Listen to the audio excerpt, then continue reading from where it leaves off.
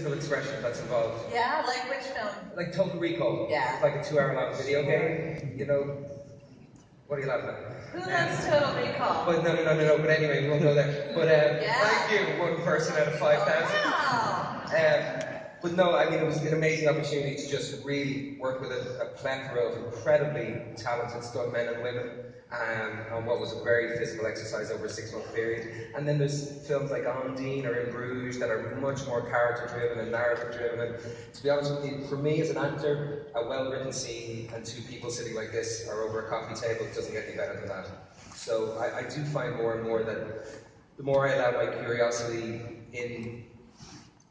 for human beings and the way we interact with each other and what drives us or compels us to do the things we do, say the things we say, feel the way we feel, that's kind of served greater and more independent film, of course, because it doesn't have to reach the widest demographic independent film. It doesn't have the budgetary, it has a budgetary confinement that means it can be made for a smaller audience. You always hope your films find a big audience, but if something costs 100 million, it better find a big audience. If something costs 3 million, you don't have to play to the wider spectrum of people. You can get very, very specific. Yeah. Well, you've done them all well. So you're in a room with a lot of people who can't see any of them, but trust me, there are marketers here, there are digital people here, and so social media, you're not a big social media guy. I don't think you're on Twitter or Facebook, and I wanted to ask you why. Not yet, because I'm a big fan of anticipation. So. I think it's going to be big. I'm predicting. But why aren't you? And how do you feel about celebrities being on social media? Because there are a lot of celebrities. I think social media is incredible, and I think as a means of creating a conduit, building a bridge between one person's personal ideologies or philanthropic hopes and intentions. I think social media is an incredible thing. I think I've spent, a lot of my life, some of my life, extending outside of myself, looking to the world or looking to my community or looking to my friends or family or even my children for a sense of worth. So I'm only personally suspicious about how reaching out in that way in what is initially seemingly to be an impersonal way, but can be very personal if you're honest with what you do. I'm a bit suspicious about it because I just try and... I'm also a very private person, I've only realised in the last while, which is a bit ridiculous because I live, at times in public life. I mean, this isn't a very private exercise, which today, of course, you could say I'm in the wrong business, but I do see the worth in it, and I probably will get more involved in social media the more I want to do work around Angelman syndrome, or for the Elizabeth Taylor AIDS Foundation, which I'm involved with, and various bits and pieces. Yeah, so to get the message out about I think anything in life you can have a clear purpose. I mean, I'm into free-form existence as well, and I'm into allowing yourself to just improvise and just have the freedom of a fluidity of choice and not being bound by one way of being and change. And I'm a huge fan of all these things, but yeah, I think social media is an amazing thing, and I think I'll explore it more. Okay. Well, I'll follow you. Okay, that's I'll fan you, I'll follow you. Yeah, I'll do whatever you want. I'll start to one step to Okay, so we talked about this a little bit backstage. So the film industry is going through this massive transformation, and Adobe makes a lot of different types of software. We make software that actually helps in filmmaking and production and effects. And a lot more people can now become filmmakers because there's affordable software, there's affordable hardware, cameras. So what's your view on the democratization of the film industry and kind of the plethora of films that are now popping up? I think it's amazing. There was a film that was made, I think, 2 years ago called Tangerine that was shot completely on iPhone. You seen it? You know it? It's fantastic. Yeah. It's got so much heart, and it's all natural lighting. Literally, the whole thing was shot on iPhone. I don't know if it was the iPhone 4 or 5, but I think that art is the expression of the individual story, to either give answer or context to the individual's existence, or to share through the attempt at answering curiosity what our common story is. And so I think with that in mind, storytellers, whether it's splashing paint on a canvas or whether it's shooting a film, I think that the ability to tell story has to be put in the hands of every single human being, because lead and a pencil is cheap and paper is plentiful. And I think whether it's writing a lyric, as I said, or creating a movie, the more opportunity to express themselves in any way, whether it's aesthetically, whether it's musically, whether it's through film. I think it's a great thing. So I think, I absolutely, because there can be kind of a classist thing, but something, it's like polo. It's hard to play polo if you're from the inner city. I think with films, there's been times where it's hard to make films because there are so many kind of specific accoutrements that cost a lot of money, and I think the democratization, as you say, of film through the advent of technology and how the digital world has allowed people to access things they could never access before is an amazing, amazing thing. And there's a lot of young filmmakers, and YouTube is an amazing format for people to get their short stories out. So I think it's a really interesting time. I think the studios are scratching their heads, but I think there's 10, 11, 12, 13, 19-year-olds that are being given voice that didn't have voice before, and that's amazing. Yeah, we just did, we have a partnership with Sundance, and we did a little film competition, because Sundance hasn't really focused on young filmmakers, and so that's something they want to do, and that's what we do. Anyway, we did this partnership, and we invited filmmakers between 18 and 24 to do submissions. We gave them like 2 weeks, and we got hundreds of submissions. It was like the most fantastic work. We picked 5 of them, we brought them to Sundance so they could have a full experience. What were they, 3-minute shorts or 5-minute shorts? They had to be under 5 minutes. Yeah, it was fantastic. Kids from all over the world. It's wonderful. So there's a ton of work out there that can be made now, and I completely agree with you. So film distribution also undergoing massive transformation, and I'll go into my son. I have twin boys. They're 15. And I'll go into their rooms at night, and I think they're asleep, but they've got a laptop on their stomach, or they're using their phones. I think they're watching sportsy TV, but who really knows? How old are they? Yeah. How old are they? I'm a little worried. I knock a lot before I go. You might want to check their history. But the point. No, they were just wrestling, Mom. It's just wrestling. I knock for a good 10 minutes before I go in. But anyway. Smart. 10 minutes, that gives them a chance to finish what they may have started. Very long showers and a lot of knocking. Which was not at all the point of this question. I left that to you to go as crude as you wanted to crude. I haven't said anything wrong. Okay, so films, the point was that films can be viewed anywhere and on any type of device. And, we talked about phones. Imagine you walk onto a plane and you see someone watching one of your movies in Bruges on a smartphone. How do you feel about that? Is that on flight safe mode? That would be the first question. And then if they were watching the film with the phone vertically, vertical, I'd be annoyed. If it was horizontal, I'd be okay. Maybe a tablet. How about a tablet? I love the grandiosity of film. I think there are films that lend themselves to the fine, epic, broad scope of a really big screen, like recent film like The Revenant. I think there are films that aren't as cinematic in nature, but are more about the human journey, and I think they would lend themselves to not being as demeaned or belittled by having it on a little screen. But if I see anyone watching anything of mine, I get a bit chuffed with myself. That's my ego talking.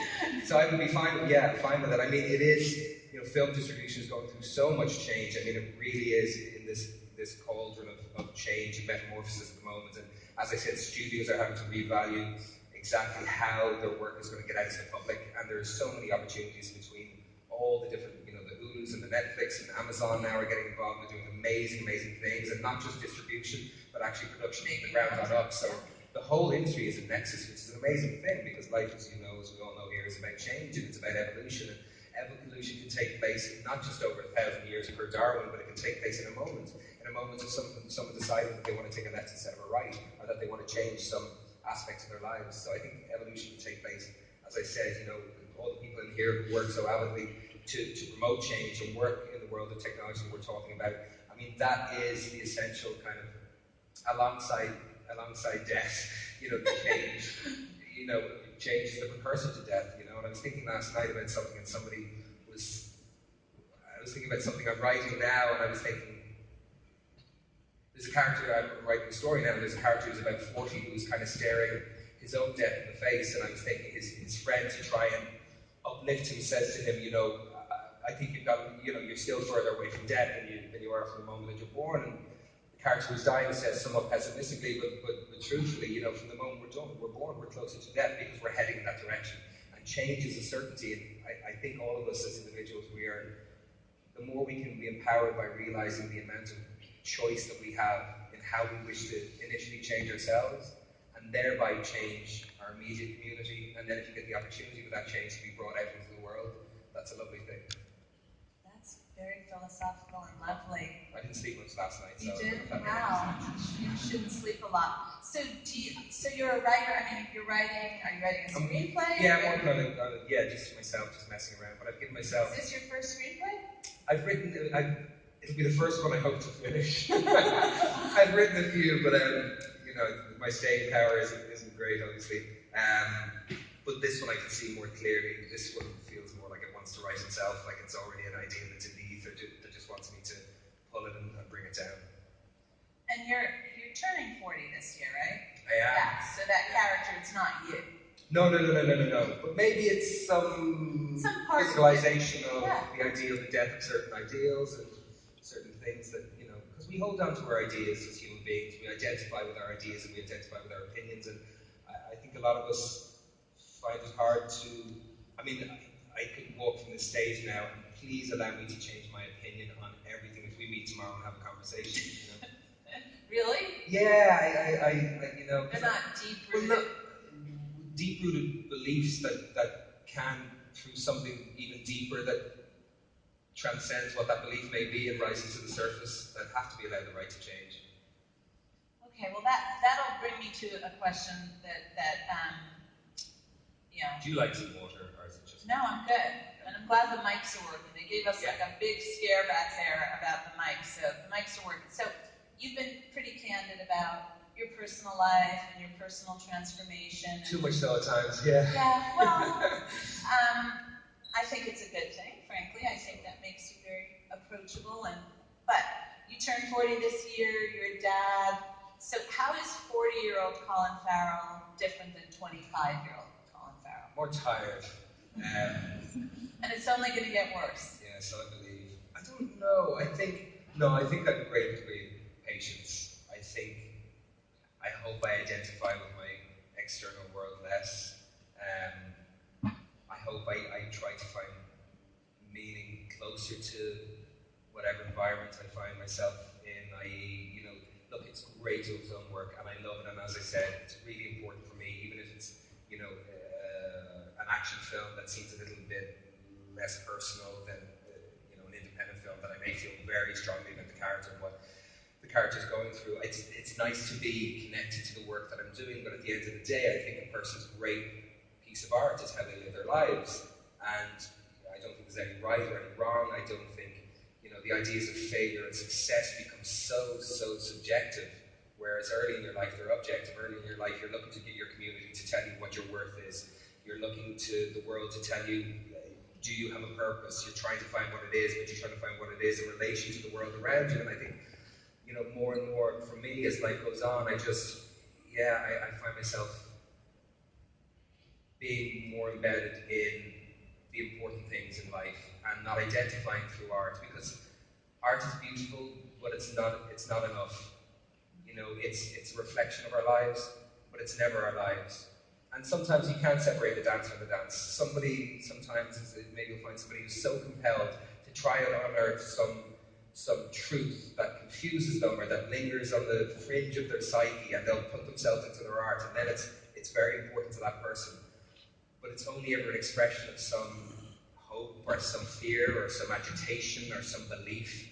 And inevitably those hopes and fears and agitations and belief have to find their way into your life. So my great work is done behind the camera, not as a director, but as a father or as a friend or as a son or as a whatever it may be, You have 2 boys. I have 2 lovely boys, yeah. Isn't it lovely to have 2 boys? It's lovely to have 2 boys. And 2 knees that they both have me on. Okay. So, you're famous. You've won awards, you've presumably made a little money, but how do you personally measure your success? Somebody was asking, I was asked last week, I was doing something and somebody asked me what's the most successful film I've done, and I had this thought that I really hold to, and I'm not trying to say something sweet just because Mother's Day was coming up, but I did a film called Fright Night, and it got fairly. It was a remake of an '80s film that I loved, Chris Sarandon, and it got fairly well reviewed. But the marketing, I think, was misjudged. It was released at the wrong time of year, but it didn't financially do that well, and it wouldn't have been seen as a box office success. But that might be my biggest success as a film, because my mother met her husband as a result of that film. Wow. So if I hadn't done that film, how did that happen? Alison Rosenzweig was a producer of Fright Night. She said, while we were doing Fright Night, I have this man that I'd love your mother to meet. She's in the middle of his divorce at the moment, so it's not the right time. But just leave it with me, and maybe in the future we get the two of them together. 2 years transpired, and Joel's divorce was finalised, and he was single, and Alison said, let's have a dinner party. So we had a dinner party with 20 people. Got my mother there, her husband now Joel there, and they met, and at their age, it was a bit of a fast track.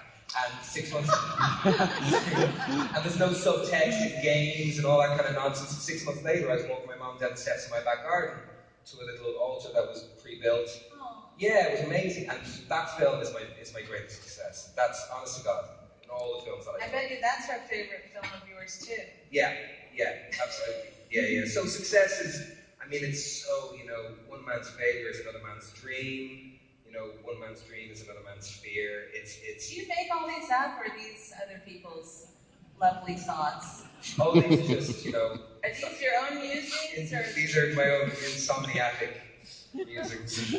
Yeah. But I really do. It's so, and I struggle with it. I struggle with the idea of success. And don't get me wrong, every film I do, I want it to be received critically. I'd love if an audience could connect to it. And that's what you're doing, because you're not creating in a vacuum.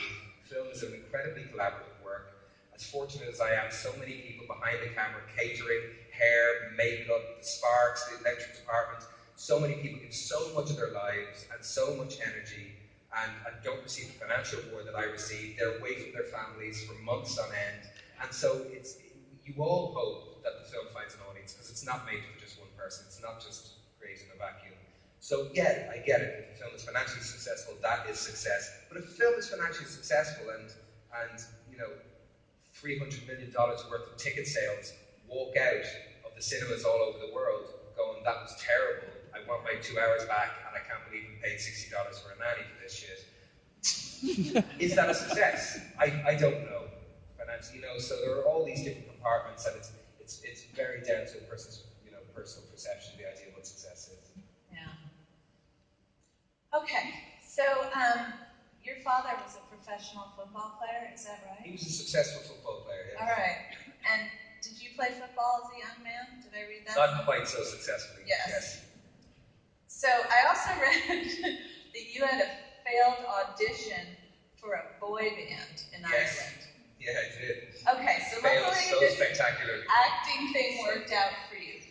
But if it didn't, what would your dream job be? The only thing I ever lent in any way, with any kind of remote sense of passion or interest into, outside of what I do today, was the notion of journalism. Oh. Yeah, it was the only thing.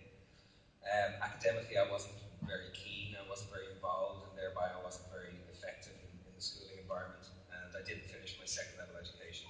And do you regret that? No, not really. I'm glad my kids aren't here to hear that. No, not really. Not really. Not at this stage. That'll be really living in the past in a very funky way. That'll be the glass is half empty for sure. But there's times I wish I wish I could speak. I have better ability to speak, Irish, Gaelic. I think that'd just be nice. I wouldn't mind if I listened to French a little bit more. And I'm okay being brutal in mathematics. But journalism. I just thought, I always loved travel, and I've always been fascinated by human beings. I've always been fascinated by what we call the human condition, and I've had somewhat of an existential bent even as a child. And I used to go to the airport when I was 16 or 17 in my mother's car at 2 or 3 or 4 in the morning, and I'd sit at the arrivals gate and I'd watch families and people come back individually and watch how people unite, or how people seem estranged, or how some people are very warm and tactile, and some people are looking around for somebody and there's nobody there. And I've always been fascinated by human beings. So with that in mind, journalism, I wouldn't have been so critically minded that I would have, appraised and commented upon literature or film. It was never that, but it would have been to go into some foreign field and do something that is potentially more dangerous and more taxing and a lot, less paid than what I do today. But that was the only thing I ever wanted to do was journalism. Wow. Okay. Well, I started out as a journalist, and I couldn't afford to live in New York, so I had to move. I'm sure. Where were you working? Were you independent? I wanted to be a feature writer. And, right. I studied journalism in school, and I was from New York. I lived in New York, and I had to have 3 roommates and live in a studio. Wow. And I said, I don't think I can be in journalism anymore. Living the dream. Yeah. It was, Sounds like an actor, by the way. I was young. Yeah, no, it's just like an actor. The majority just of like an actor. So fortunate to be working as an actor. I don't know what the percentages are, but if you're working, whether you're doing a big film or you're on stage in a play, I mean, you are in the lower percentile. You're a lucky man. Yeah, you really are. And the same with journalism. It isn't easy there either. Okay, so you have a new film now. Well, it's not so new here, but it's going to be opening in the States on Friday, and it's called The Lobster. Mm-hmm. And it's an independent film. It's gotten great reviews. It takes place, I'm going to read the description of it, in a totalitarian state in which singles are given 45 days to find a partner, or else they're turned into an animal. So we're going to look at a clip now, and then we'll talk about it. Dying to see it now. Now, have you thought of what animal you'd like to be if you went up alone? Yes, a lobster. Why a lobster? Because lobsters live for over 100 years. Blue-blooded, like aristocrats. And stay fertile all their lives. I also like the sea. Very much. I water ski and swim quite well since I was a teenager. I must congratulate you. The first thing most people think of is a dog, which is why the world is full of dogs. Very few people choose an unusual animal, which is why they are endangered. A lobster is an excellent choice. I love that scene. So if you think that scene is baffling, you should watch the 2 hours. I just love when she says that's why there are so many dogs. It's It is. So what attracted you to that film? Oh, it's just the gentleman who co-wrote it and directed. His name is Yorgos Lanthimos, and he's a Greek filmmaker. I had seen his previous work, particularly a film called Dogtooth, that I think he got nominated for Best Foreign Language Film at the Oscars about 5 or 6 years ago. And he's just an incredibly unique voice in film. I mean, you kind of want to be working with people who have an opinion, but he's also open to that opinion changing and growing throughout the process of shooting the film and throughout the process of editing the film. He's this kind of contradiction of the most specific filmmaker I've ever worked with, and somebody who also, as I said, is open to the breadth of change within bringing life to the story that he's telling. And it was just, I didn't understand it when I read the script. I mean, I kind of understood it, but my brother's a dog, how is that possible? And it's just, it's just, I for good or bad, and I think there's nothing like that film out there, which is not speaking highly about myself. It's really, I'm glad to be part of it. It's speaking very highly about Yorgos and his co-writer Themis, and they're just kind of borderline clinically insane. Well, they're Greek. I'm Greek. It's kind of like very intense, crazy. They're incredible, the worlds that they create and how at turns absurd and disturbing, and yet I think ultimately moving. What they do was incredible to be around. There was an amazing cast of actors, and we shot it on the west coast of Ireland. It was a dream, really. All right, well, I can't wait to see it. So if you haven't seen it, go see it. Later this year, a new movie as well called Fantastic Beasts and Where to Find Them. And this is a prequel to the Harry Potter series. And recently you confessed that you've never read the Harry Potter series. Yeah, big fan of anticipation. Looking forward to it. So, I shall I've never read the Harry Potter series either, and I think it's just you and me in the universe that haven't read it. So, are you going to read it? Are you... I don't know, I've seen, it's always... You've heard about it, you know what it's about. Yeah. So, how are you going to prepare for this film? Are you really going to not read the book? I've seen all the films. You've seen the movies. My sister's read all the books. Loves them. And I got through my part a lot quicker than she got through her part. It's a prequel, so it kind of stands alone. Yeah. It doesn't borrow from, it inhabits a very similar kind of emotional and fantastical world that the Potter films inhabit. but it's a standalone piece. It takes place about 80 years before Harry Potter was born, and the same director who directed the last 4 Potter films, David Yates, was at the helm this time, which is wonderful because he's kind of like a gatekeeper. He understands the philosophy and he understands the iconography and the myth of this world. So he's very much, but at the same time, he's also very, very, very humanly minded director. He's not so, he knows how to protect and to give birth and life to the conventions of this world of wizarding, but he's also really interested in what's happening between the characters. So I had an incredible time working on it. Who do you play? What's your I character? play a character called Percival Graves, who's an Auror, who is someone who's been charged with protecting the wizarding world, and there's a direct and quite clear chasm between the worlds of mortals who are called no-mages in this film, as opposed to muggles in the Potter world, and he's been charged with just protecting the world of wizarding and making sure that anyone that's involved themselves in black magic or any kind of agitations between mortals, no-mages, and wizards is seen to. But it was beautiful to be around the set and to see, I mean, the grandiosity again of that world and the scale of the set. I mean, it's amazing. I'm doing this 15 years and I've seen some really big sets from Alexander to Total Recall. And the level of craft, the level of detail. Yeah, stuff that would never be shot, stuff that would never be in the film. The camera just won't go there. The corner of a big set, but you go in and you see details painted and words written that are within keeping of this world. Yes, it was stunning to be around. Nice. And when does it open? It opens, I think, November. For Christmas. Yeah. For Christmas. Okay. Well, we'll all go see that too. Yeah. Okay, so last thing I wanted to do. So I always do when I interview people a word association. I don't know if they warned you about this. So I'm going to say one word, and then you're going to say the first thing that comes into your head, and hopefully it'll be one word.